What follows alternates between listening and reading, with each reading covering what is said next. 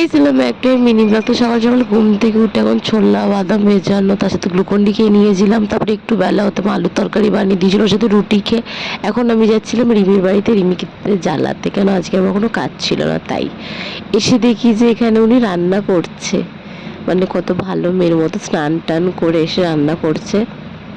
তাই আর জ্বালাইনি। বাড়িতে এসে হেল্প করছে। নিজে কেমন লাগছে আমার বাড়িতে এসে কাজ করতে? খুবই ভালো লাগছে। ও আলু ছুলতে পারে না, ও আলু ছুঁড়েছিল, তোর আলু ছোড়ার এর থেকে বেশি বেশি খুব মোটা মোটা করে ছুলছে। আলুর গায়ে মাংস সব ছাল তুলে দিচ্ছি না, আমি ওই জন্য ছুলছি। তোর থেকে অন্তত ভালো ছুলছি। করেছিল খুবই টেস্টি, খুবই টেস্টি, খুবই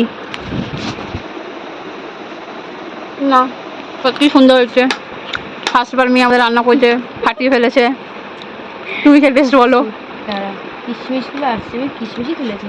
আলুর দমটা খুব সুন্দর হয়েছে, পোলাওটাও ভালোই হয়েছে, শুধু একটু কালারটা আসেনি। আলুর দমটা আমার ডেলি আমি এরকম করতে পারি, আলুর দমটা, মানে আমি পোলাওটা প্রথমবার করেছি। তাও ভালো হয়েছে। এরমভাবে এগিয়ে যাও, তবে শীঘ্রই রিমির বিয়ে আমরা দেখতে পাবো। আমার আগে তোর হবে না,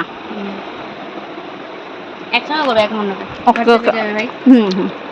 এই কথা শেষে বেরিয়েছি। আজকেরও লেট করেছে, ওর কলেজে কোনো দরকারি কাজ আছে। তাও একটা কথা বলে দেখতে বেরিয়েছে। এটাই না 12:30 বেরোনো ছিল, আর এখন 1:33। মানে আমাকে বলেছিল 1টার মধ্যে বেরোবে, এখন 1:33। মানে ভাবা যায় কত দায়িত্ব মেয়েটার মধ্যে। তো রিমির কাজ শেষ হতে এখন আমরা বাড়ি দিকে যাচ্ছিলাম। আজকের প্রচণ্ড হারে গরম পড়েছিল আর রোদ্দুরটাও মারাত্মক পড়েছিল। তারপর রাস্তার মাঝখানে গোলা দেখতে রিমি আর আমি দুটো গোলা নিয়ে নিই। রিমি আলাদা ফ্লেভার নিয়েছিল, আমি আলাদা নিয়েছিলাম, কিন্তু রিমিটাই টেস্টি খেতে ছিল। তারপর আমরা বাড়ি চলে এসেছিলাম। তো টাটা।